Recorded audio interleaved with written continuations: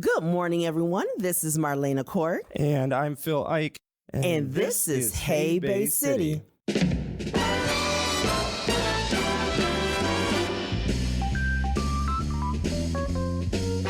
So, Marlena, I am so excited for this conversation, for Hey Bay City to be going public. It feels, I don't want to say a long time coming, because it hasn't really been that, but I'm so excited to be talking to you and talking to the people and explaining really what Hey Bay City is all about. Yes, this is an epic time, and I'm excited that we're doing this together. And just seeing how this goes it's epic. It's pretty epic. It is epic. And before we get kind of into the 101 of what Hey Bay City is, I heard that you like whiskey. So give me 1 second. Oh my goodness. Okay, folks, what is he doing? I brought, on such a special occasion as this, I have brought you Third Wind Distilling. It's our only distillery in Bay City. This is their wheat whiskey. My goodness. This is like the new stuff. So now I know that it's 9:01 in the morning. It's 5 o'clock somewhere. Yeah, so we'll just do a little bit just to celebrate. Here, I'll give you the official Third Wind glass. Okay. Oh, thank you. Ladies first. Yeah. All right. I'll pour you a little swig. Yeah, a little something to sip on. Oh, thank you, sir. We have to cheers. Yeah, this is good stuff. This is right from Connor Lang and the Lang family over at Third Wind. And I saved it for this special occasion. Oh, my goodness. This is fantastic. Thank you, Lang family. Yeah. So cheers. Ding.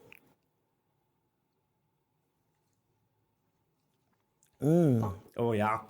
Oh, that's it. Oh, yeah. That's it right there. That's pretty much the end of the workday, I think. Oh, my goodness.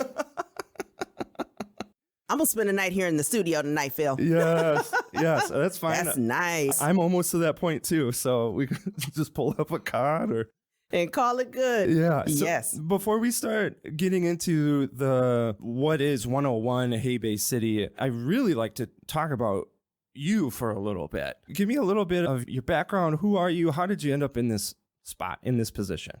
Okay. Again, my name is Marlana Cork, and I'm the new Director of Workforce Development with the Bay Area Chamber of Commerce. And just a little bit about me. Workforce development has unintentionally become ingrained in me. Over the course of my career, my working career, I fell into it. I was a case manager for several years with Michigan Works, and then rolled over into recruiting for Davenport University, then a recruiter with the Deco Staffing. And then I rolled back into Michigan Works, and I supervised a program called the Trade Adjustment Assistance Program. And that gave me the opportunity to develop case managers to work with individuals who lost their jobs due to foreign trade. And throughout that time, I worked on developing my skill in just understanding what workforce development is, because there's so many different things that falls under that. And when I was recruited for this position, I said, heck yeah, I'll do it. Tell me what you wanted me to start yesterday. I'm here. Okay. What was it about the position and what we're trying to do that attracted you so strongly to it? When I got the call from the previous CEO of the chamber, and Ryan Tarrant, by the way. Yes. Gotta call him out by name, my boy, Ryan Tarrant. Shout out to Ryan Tarrant. Yeah. Yes. Yeah. Thank you. When he called me to let me know what was happening over in Bay County and what needed to be done, we know that the population has been declining over several years in several counties across the nation. And he said, hey, we're doing this in Bay County. We need to try to rebuild our workforce. We know with the population declining, the workforce goes with it. Would you be interested in working on a team to help lead this initiative? I said, yes. Tell me where to sign. Yeah. I am there. And that in itself, because it's something that has been needed for so long. And now Bay County is saying we're going to lead the charge because we want to see our community grow. We want to see the talent that's coming to this community to stay here, and for to be a part of that, to be on that team, to say, hey, we're going to do this. I'm all for it. Yeah, and the intriguing part for me is that we have this opportunity to really to do it our own way. Yes. In that we don't currently have this kind of top level marketing, top level talent attraction, retention organization or effort or body, whatever you want to call it. And so here's a really beautiful opportunity to say, how can we put our own Bay County stamp on this? Yes. How can we not only accomplish this work, but then do it in a way that is very authentic to who we are as a community? How can we be creative? How can we put a little bit of a twist on workforce development, talent attraction? And that is just so intriguing for me. And that's the awesome part. We're building it from the ground up.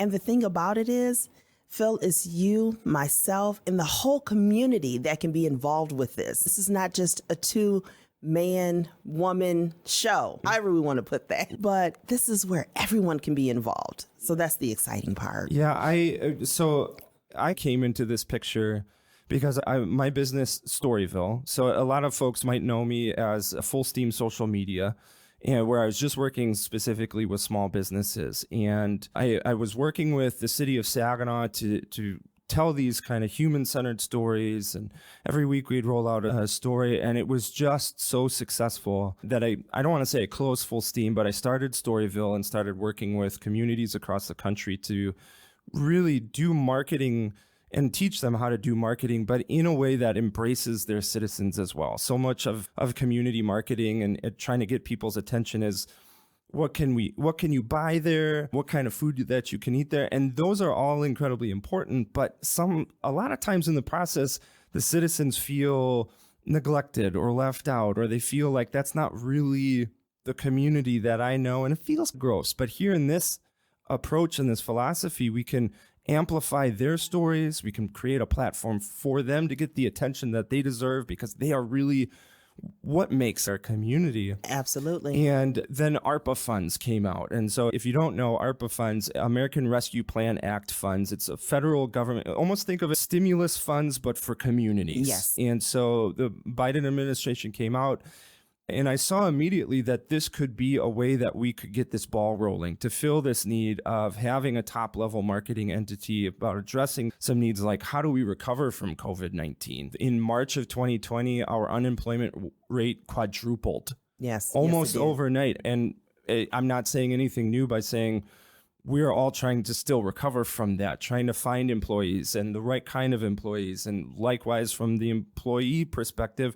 the right kind of employers, and how do we match all that up? And so this idea was a seed of an idea. And then Ryan Tarrant came to me and said, hey, this sounds like something the Chamber of Commerce would really want to support. We should partner. And then that ball started rolling.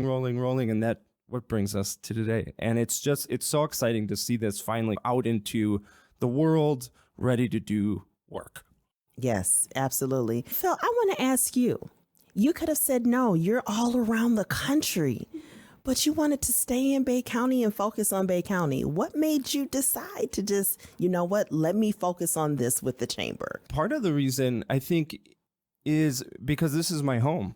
I mean, here I am doing this kind of work for communities from Michigan, all around Michigan, to Ohio, to South Carolina, to Virginia, all of these places. And I see these communities and I hear all these amazing stories, and I see what telling those stories can do to just the pride and the fabric of a community. Finally, this is who we are, and we get to see those stories every single day. But then inside my heart, I was like, yeah, but we need that here too. I want to see Bay City stories. I want to see Caw Collins stories, Pinconning stories, Bay County stories, where I can say, yes, those are my neighbors. I can walk down the street and get that pizza, or I can talk to that person. I wanted to see those stories out into the world. And so that's really what attracted me here, because this is where my roots are. This is where my life is, my family is. And to be able to play a part in how do we create a more a resilient and vibrant future for your own community, I mean, that's a really hard opportunity to pass up, I think. Yes, I agree. Yeah. So let's talk a little bit about the nuts and bolts of this, because people hear talent attraction retention. What does that mean to you? Explain that a little bit. Dun, dun, dun. Well, talent attraction and retention, I like to flip that around because we have neighbors right here in our own community that we're working with each and every day. We need to keep them here. We need to retain them. So the focus of this initiative that we're working in is to help find a way to continue to build up those current employees that we have working in our organizations. What can we do to continue to develop them, whether it's developing them professionally, personally, whatever we can do to help them grow. That's the first piece of it. And I love that you made that the first piece, because when I was working with small businesses, and I think this is a temptation for any small business anywhere, is that you almost get into this race for new customers. Yes, like you get in this constant pursuit of, how do I get new people? How do I get new customers? How do I get more people? How do I do this? When if you treat your current customers really, really well, that it's a considerably easier task. It's an easier lift. Now that person, instead of coming in once every 3 weeks, they come in twice a week. I mean, that's the ticket right there. And sometimes we can neglect those, quote, current customers trying to chase something new. And with talent attraction retention, the same thing, the same trap is there. Like, how do we get people from outside? How do we get people from outside? When just as critical to this effort is, how do we get the people who are here to stay here? Stay here. Yes. That's the key. And it's the same concept because we're looking at longevity. It's just like when you have a new product out on the line, you want customers to be invested in it. You want them to stick with it. So with employers and organizations investing in their current employees, they will stay here. The definition that I want to riff on for a little bit is the word talent. Because if you're not familiar with economic development, community development, you hear this word talent and it almost seems very exclusive. Are they only trying to attract and retain people who are talented, who are like really awesome at stuff? And what I would love is for the phrase to eventually become people attraction and retention. That every person that we try to retain and every person that we try to attract, they have something valuable that can make our community better. Here specifically with this effort, we're very focused on how do we get them into our workforce and how do we create a better pipeline to funnel these folks into our small businesses and our larger businesses to help keep those things going.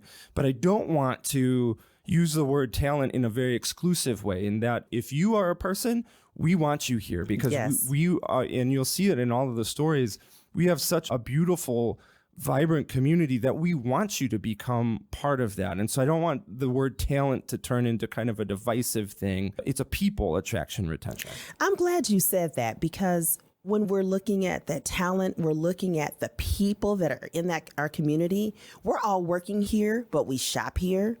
We live here. We're taking part in some of the activities that are going on. So I love that phrase, Phil, when you say we want people that are going to come and contribute to the community in a positive way.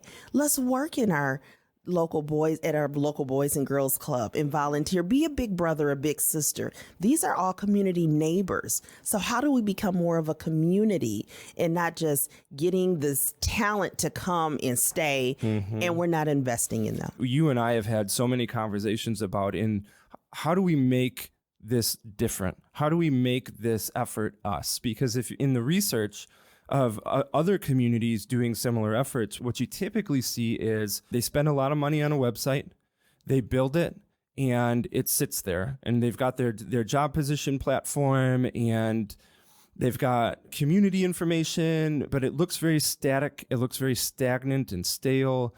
And it's also very hyper-targeted towards specific kinds of people. For instance, only people with X amount of a degree or experience, or you can only post jobs at a certain salary level. And I think what one of the main ideas behind this effort and how we're different is that we're looking at it a little bit more holistically, in that, yes, it is absolutely workforce development, but we also, I think, understand what that means, and that if somebody is looking at Bay City and they're living in Colorado, they're not just looking at that job description. They're looking at, what is the community like? What can I experience there? What is the quality of life? And that's where the storytelling comes in, is because we can show people that over and over again, 2, 3, 5 stories every single week with photos of people, and they can really experience in a digital way the community in a way that says, okay, I've seen what it is, and now I can make my decision. Whereas if it's too separate, if it's just this website and you just apply for jobs, what is that communicating to people? And so I love that we're going about this in a way that says, how can we build up the community fabric and be better neighbors and talk to each other and be more connected and more engaged with this place we call home? And in doing that, we can attract and retain these people that we want to. I'm glad you said all of that, Phil, because my thought process as I came into this role, and again, with the conversations you and I have had over and over again, we want to build a complete wraparound program, a complete wraparound community. If you're moving to the community, yes, of course you need a job. You got to pay your bills. You got to have something to be able to have those ends to do what you need to do. But again, if I have children, what's a good school district? Is there a local hospital? Do I have to go further out? What's the commute like? What type of food is there? What type of family activities are there? So working with individuals that are looking at coming this way, we have to look at the whole person, not just, we can take the fact that they have an engineering degree and plug them into this engineering job that they're going to work 70 hours a week. No, come on. That's not really going to happen. And really trying to find out ways where we can roll out the red carpet for both citizens and people who are new, because I mean, you walk into a party, let's say you met some new people, you walk into a party and you walk into their house and not a single person says hi to you. You don't know where to get your drinks. Nobody says, hey, let me introduce you to some folks. Your chances of staying at that party are really slim. I'm introverted. I'm checking all the way out. So I'd open that door and turn around and leave. Yeah. But you might stay for 5 minutes. You might stay for 10 minutes. You stay for the whole night, but then leave kind of feeling like I'm not feeling it. Yeah, I don't really feel like I've been inducted into this place. And so part of this effort is, how do we make people feel that way? And so when they come here for the first time, you're working with somebody moving from DC in Utah. So like, how do we make them feel like we love the fact that they are now here? And that just goes so far in retaining people, because we don't want them to turn around 3 months, 6 months, a year, 3 years from now and say, I never really felt at home here in Bay County. I'm going to go to X place. We want them to stay here forever. Yes. Well, I'm going to tell you something I've personally done. Because I know there's someone that I'm working with that is moving from DC. Their spouse is here because their spouse has a current job. And so, of course, this is a trailing spouse. So, you know what? When you come to town, let's go to lunch. All jokes aside, no business. Let's just talk about you. What do you like? Again, it's about being a neighbor. Let's be genuine. What happened to us just saying hi to someone? Oh, you're new to town? Let me show you where to go. And by the way, if you need someone to talk to, if you want to meet for lunch or for dinner, we can do that. We just need to go back to being human again. Yep. I think we forgot about that. Yep.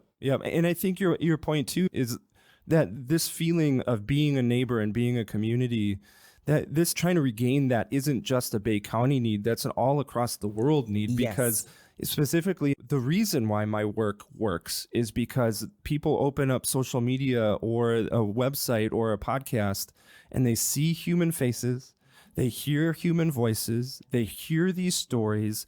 And that's a need that goes all the way back to the very first communities. And as our culture has changed in terms of technology and speed, we've become increasingly disconnected from that. Yes. And I think it's a mistake when a workforce development effort, for example, just tries to address like the single, we just need a person to apply for the job. What you have to look at is the broader context of it and what makes a person apply for the job. Exactly. It's the position, but it's also the context surrounding that position. It's how do they feel?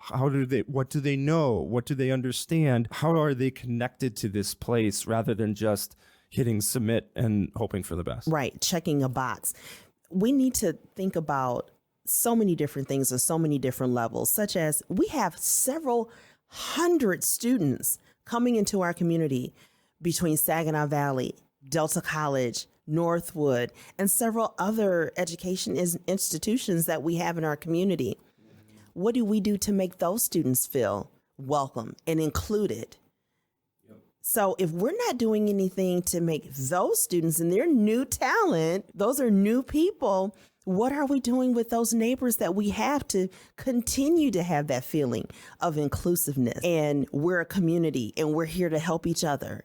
So to be honest, Phil, right now, I look at us as being connectors. Yes, we have this big plan, robust plan that we're putting together, but we're connectors. We want to connect individuals to the need, and it's suiting and filling the need of that individual. Yeah, the need is there. And what's amazing about the last couple of months of really digging into the community is that we have so much of what we need in order to fill this need of improving the workforce, of strengthening the community fabric. And so the idea that this effort is a connector is absolutely the truth, is because we are not creating everything that this community needs to be successful, because we already have we have great educational institutions just pumping out graduates looking for places to go. We've got a killer workforce of people who are saying, I need work, and I need work that fits me and fits my life and what I want to accomplish. And we've got great businesses who are saying, I want to take over the world with my small businesses. I just need to get the right talent. And so we have all of those things here. It's just a matter of connecting those dots and saying, hey, you should go here, or hey, how about this, or hey, how about meeting me for lunch one day? Yes, no, you've hit the nail on the head. So I can't say anything more. You said it all. But we just have to connect our neighbors, and we just have to be open and inclusive. Yeah. So I want to outline what Hey Bay City looks like for people, because this episode's coming out in December, and we're launching publicly in January, which is super exciting. But the way I described it to the city and the county is almost like a funnel. So up at the top part, we have marketing. In the middle, we have workforce development. And then we have this moment of decision. Is Bay County the place where I want to live and work? And so up at the top with marketing, we've got the website, social media channels, email, and text-based marketing. On that website, we've got a job position platform, so any employer in Bay County can log into that, post their job positions, and then it's like a local Indeed. People can get connected that way. If you are a potential job seeker, let's say that you're scrolling through all those open positions and something is not really jumping out to you, I'm not finding anything that fits or that's suitable for me, you can upload your resume to that website, and then your resume goes right to this lady right here, and she will help you find a job. Every week, she'll send out a resume pack to area employers saying, hey, these are people that are really motivated, looking for work. Here you go. And almost hand delivering these resumes. To get people onto that website, we've got social media, email marketing, and text-based marketing. Obviously, this podcast, but then every day on Facebook, Instagram, Twitter, TikTok, LinkedIn, you'll be able to see stories. You'll be able to get highlights of open job positions. And then for the email and text-based marketing, those are just going to be kind of reminders. We're not going to bug you. Don't worry about signing up. Like, bro, are they going to be bugging me every 10 minutes? We're not going to be like bill collectors. Yeah, we're not going to be bugging you every 10 minutes, but there's going to be so much content coming out that we want to make sure that people are connected with things that can literally change their lives. And so it's going to be 2 or 3 times a week where we just send out a message and say, hey, these are the stories of the week. Here's some open job positions to take a look at. Have a great day. Yeah. And that's it. Yep. And just to point out something real quick, Phil, some people ask, why do we need another website? Why do we need yet another platform to apply? We're trying to simplify things for our job seekers, especially for those job seekers in the Bay County area. Sometimes some other platforms, they can be a little convoluted and a little confusing to some job seekers that are looking for work. So we wanted something simplified and focused on Bay County. So I just wanted to add that tidbit in there, Phil. Yep. And maybe websites are not your thing. Social media channels, you can connect to us on Facebook, Instagram. Email's not your thing. You can pull open your phone and you can say, hey, I got a happy Monday message from Hey Bay City. Isn't that nice? And so, I think, it is another website. It is another stream of information. But something that I've heard year after year is exactly a call for something like this. Is there one place that I can go where I can hear what I need or read what I need? And while this won't be anything and everything to do with Bay County, this will be a hot spot where you, like, maybe you're not looking for work at all and you just want to get to know your community better. This is where you go. This is where you go. This is perfect. You are a 16-year-old, 17-year-old thinking, what do I do? You can hop on a job position platform and get a look at that, or employers, or what exactly are the opportunities available to me here in Bay County. So it's going to be killer. Yes. Whoop, whoop. Yeah. One little part of this that I want to just talk about briefly, because it'll be a little bit before people actually see this, is my role is Director of Marketing and Placemaking. And so we've talked a little bit about the marketing part, but with the placemaking, what placemaking means is, for instance, feet on the street. This closing down of streets to cars, that's called placemaking. It's how do we craft a place to increase the engagement with that place, or the feeling or the connection with that place. And so by closing down these streets, we can encourage people to dine outdoors and see other people. Public art is another example of this. You're driving downtown and you can see murals on buildings. If you go down to Flint, they have world-class mural. It seems like every single building in downtown Flint is covered in murals. That's another example of placemaking. And so part of my role with Hey Bay City is going to be looking at that. How can we craft our place so that it is more attractive to not just people outside of Bay City, Bay County, but how can we make it so that people who are here, they want to go to this place. They want to stay out a little bit later. They get a different feeling than they did just driving by these places. They can actually walk to these places, or they see beautiful art when they go to work in the morning, things like that.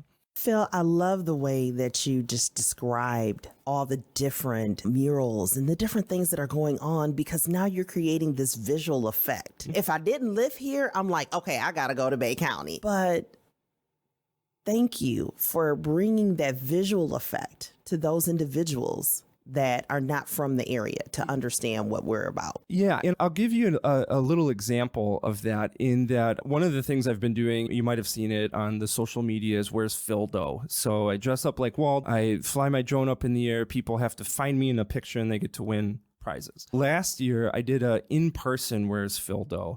And so I was riding my bike around downtown Bay City, and people, I found Waldo, I found Phildo, I would give them a sticker. And in front of Mulligan's, there's this table of folks just, I found Waldo. So I stopped my bike and I was handing out stickers, and I asked them, like, are you guys from the area? And they're like, no, we are from the UP. Oh, and wow. We had never been to Bay City before. And we decided to just drive down one day, didn't look up anything on the internet. They're just like, we're going to drive down to Bay City. And they were like, this is just the coolest place. People are eating outside, and there's music going on in the street, and all of these other things. That is a positive connection caused by placemaking. Had they had to dine indoors, could they have had a positive experience? Absolutely. But here was something different. Here was something they'd never experienced before. They got to see people. They got to see activity. And I think that's really the power of placemaking, is that it does all of these things. It attracts people, it retains people, it increases community pride by saying, look, we have ownership of our community, to the point where we can close down streets, where we can paint buildings, where we can do all of these cool things. To have complete autonomy over that, to say, this is what we want our community to look like, this is how we want to drive our community forward. This is what all of this is about. We get to control that story. We get to control the direction of that story. Yeah. And that's the great part about all of this. So it's cool. And that idea of control, I think, goes to one of the ways that I think Hey Bay City is different than a lot of other talent attraction retention initiatives, is that we can really control the tone of this. One of the other things that you notice when you look at talent attraction retention initiatives is that they feel very corporate. Yes. They feel there's a lot of jargon. Like it almost seems repetitive. You go to one website and it seems, okay, feels a lot. It's a lot of stuff that no one is necessarily interested in. And so here with this, we can control the tone of it. We can be ourselves. We can talk like real people. We can, for instance, one of the things that we'll be doing is bringing educational content to employers and employees. How do you write a better job description? How do you write a good resume? What are 5 tips for having an awesome interview? Because if we don't do those things, if we're not teaching people, they're going to get lost in the mix. Exactly. Yeah. And the purpose of this is not to tell anyone the way you're doing it is wrong. Right. The way you're doing it is so messed up. That's not the point. We're not doing any of that. Each organization has so many awesome and fantastic things. We just need to find a way to just really show that. Yeah. And we want to help reduce turnover organizations are experiencing. So if we can help you find ways to say, hey, you have employees here working for you, guess what? This is how they can build your return on your investment. Such a great point. Money. Yeah, such a great point that we're not out to tell people, employers, employees, that they're doing something wrong. We're a mechanism to say, this is how we can do this better. Yes. These are best practices that have been proven. This is how the culture has changed. These are, hey, new job seeker. These are things that you may not have ever thought about. Because I remember when I was a job seeker, I didn't think about those things as well. And so here's an opportunity to learn those things and experience those things and say, how can we continue to improve this community? Yeah. Not to say, you're doing this wrong, you're doing this wrong, you're doing this wrong. We're not doing that at all. So when you think about this effort, what do you want it to accomplish? Now, we have funding. We've secured funding for the next 3 years. And so I'll just go ahead and say that one of the things I hope to accomplish is that this turns into a 6-year effort, a 9-year effort of an entirety of the existence of Bay County kind of effort. But personally, what do you want to see us accomplish over the course of? I first want to see how can we better connect with one another, from the business community to our educational community. And again, just as a community as a whole, how can we better make sure those connections are made to know what's available, to know what resources are available. So that way organizations can let their employees know, this is what's available if you want to further your education. This is what you need if you need some additional assistance personally. We just need to expound on that just a little bit. Also, I would like to see us connect better with the students that we have in our community.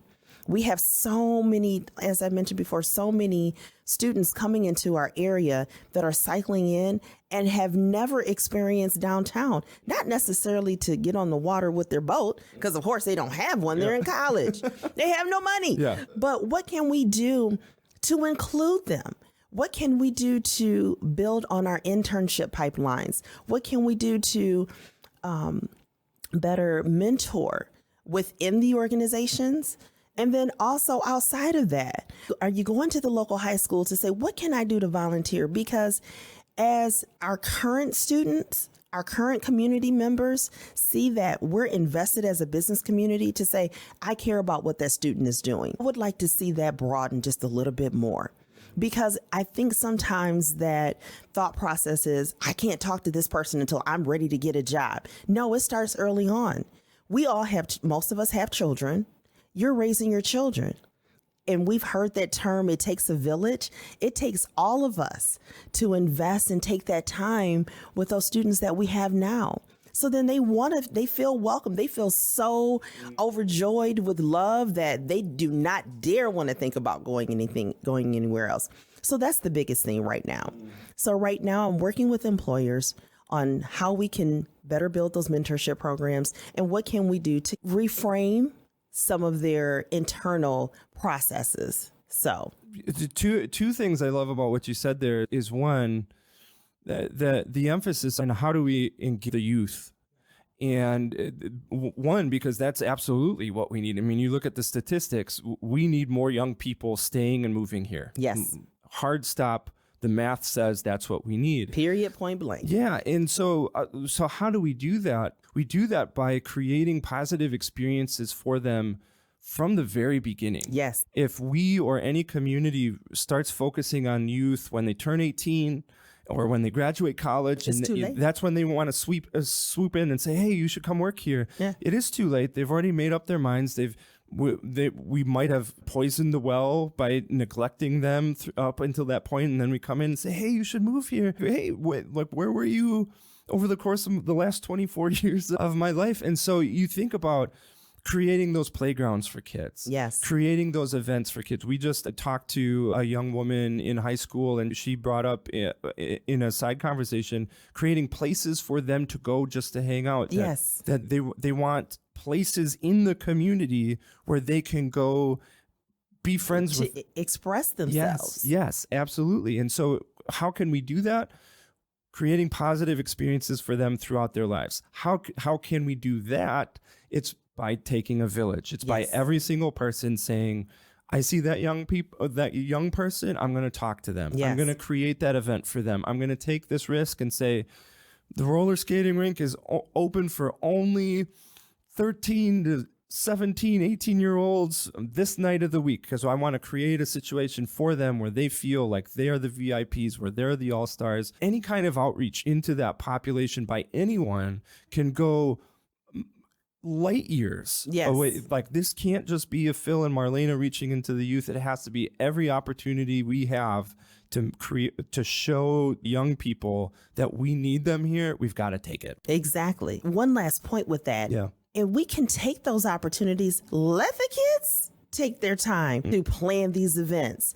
They get on social media, and guess what? That's promoting the business. Yep. That's promoting who's going to provide the cappuccinos, who's going to provide the donuts.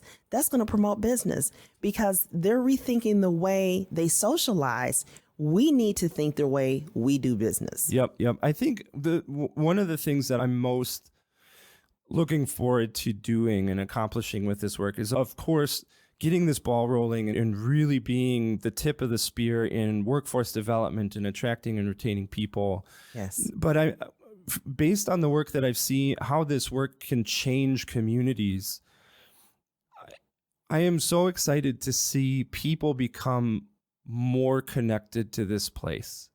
That it is, yes, absolutely workforce development, but the way that we're going about this work, the potential of it is that you gain a greater appreciation of this place because you know it. Yeah. I'll give you a very transparent example in my own life. I used to be a 5th and 6th grade teacher here in Bay City, and my life was teaching. I would wake up at 5 in the morning. I'd punch into school at 6 a.m. I wouldn't go home until 7:30 or 8 p.m. Rinse and repeat for 6 years. And so people would ask me, what do you think about Bay City? I'd go Christmas or something. Like, what do you think about Bay City? And I'm going to be honest. I'd say, you know what? It's boring. There's nothing here for me. There's nothing to do, and the roads are terrible. Yeah. Why did I think that? Because now I think completely differently. Why did I think that then? It's because my perception of Bay City was limited by my experience of it. Mm-hmm. I worked here. I drove on the roads. That was it. I didn't do anything. And so for us to say, you need to go into these restaurants, you need to get involved. I mean, that's a hard sell to people. Yeah. Like, we got to tell them why first. Right. Before we expect them understand. Help them understand. And so what I've seen happen in Saginaw, and what I've seen happen in these other communities, is that we can teach people about what Bay County has to offer. And that just opens up so much. One, it helps solve this workforce development issue, but two, it makes everything, it stands to make everything happier, easier, better. I mean, if you increase community pride, you're going to get more volunteers at your events. More people are going to go to the events. Small businesses are going to see more customers because now they understand what supporting local means. Exactly. It's more than just, now I'm just going to buy my bread here instead of over there. I know that person and I Yes. know why they're doing that. And that makes me feel motivated to go buy their pizza or buy clothes from them or get their services. And so that's something that I'm looking forward to so much in really saying we're doing this for everybody in all of these ways to improve everything. Yes. And you know what that does over time, Phil? That builds trust. That builds trust among community members, trust among the business community, the students, the neighbors, everything all the way around. And how does that build trust? Because it's being the attitude and the feelings are being reciprocated. And I'm showing you that I'm investing in you, then you have that feeling, and it's not an obligated feeling, but it is an obligated feeling to say, I need to support this business. This business took time to come read with me. This business took time to come participate in the mock interviews over at one of the local high schools. I need to support my community. So it builds that lasting relationship and that trust over time. Yeah, the relationship part of it is most captivating part of this. Honestly, I would not be doing this work if that wasn't involved, if there wasn't humanity involved, if there wasn't relationship involved, if it was just, Phil, can you fill this position and give us a nice little check mark on our workforce development scorecard? We've got one more employee here in Bay County. Very important, but that alone is not work that I feel called to do. Right. Work that I feel called to do is how can we do that? How can we accomplish that? But in a human way, in a way that makes the community, people of the community feel acknowledged and seen and heard and embraced so that we can all move forward together, improving workforce, attracting and retaining talent, but then also feeling great about the work that we're doing. Exactly. I'm right there with you. So one last point I want to end with is that this can't just be us. Like, this can't just be Phil and Marlena, and it is no way designed to be that. We are, if you want to think about the tip of the spear, we're like right here, but you need the rest of it. Yes. You need the rest of it. And so I want to encourage people to support this effort however they feel able. So that includes following us on social media so that you see these stories and you can share them, you can like them, you can comment on them. Because if we connect with the people who are connected with you, everybody wins. Yes. Everybody wins. And so spread the word. Spread the word. You are the megaphone. You are the microphone that gets these stories out into the world. So follow us on social media. Subscribe to the podcast on iTunes and Spotify, wherever you listen to podcasts. Engage with us somehow. If you have the financial means to do so, we need funding to continue to sustain this effort when the federal funding dries up. And so that is very much underway. We have some pretty significant contributors already, but we need more if this effort has a future, and it absolutely needs to have a future. And so I'd encourage the community to get involved, to get engaged, to do whatever they can do to help support this somehow. We've really got to move forward together. And I don't want to put words in your mouth, Marlena, but I'm already feeling that with the amount of support that we've received in this and that we haven't even publicly launched yet. And there's so much excitement about getting this out into the world and really feeling this need. And I think, Phil, because of the fact that we are doing whatever we can to spread the word, and we're being just open and honest and transparent. And the Bay Area Chamber is doing so much to make sure the support around this and to support the business community is important, as well as our educators. So contact the Bay Area Chamber of Commerce. Tell them, hey, we are on board. We need to do whatever we can to continue to be open, honest, transparent, but unapologetic about what we feel about this community. Yes, yeah, absolutely. And you mentioned the Chamber of Commerce too, and just as a evidence of the community support, we presented this idea probably a year and a half ago to the Bay City Commissioners first, then presented it to Bay County Board of Commissioners, and to their credit, yes was the vote. And there's always like a stereotype of the government versus citizens and things like that. But this is absolutely city, county government, the Chamber of Commerce looking into the community and saying, this is something that we need, and saying yes to it. And we got to do it. Without that yes, we wouldn't be sitting here. We wouldn't be starting this work that is so exciting and so needed within the community. So thank you to everybody that has thrown their hat in the ring in some kind of way, whether it's a vote or just a word of encouragement, a little text message or something like that, because we need that. We needed that to get this work off the ground, and we will need that into the future if we want to pull this thing off. Absolutely. Absolutely. So, Marlena, I want to thank you so much for swinging by the Hay Bay City studio for this little chat. I'm looking forward to this work and to working with you and seeing what happens in our little corner of the world, Bay County, and it's just so exciting. So well, thank you, Phil. Yeah. And likewise, I am excited. Awesome. Thank you so much. Thank you.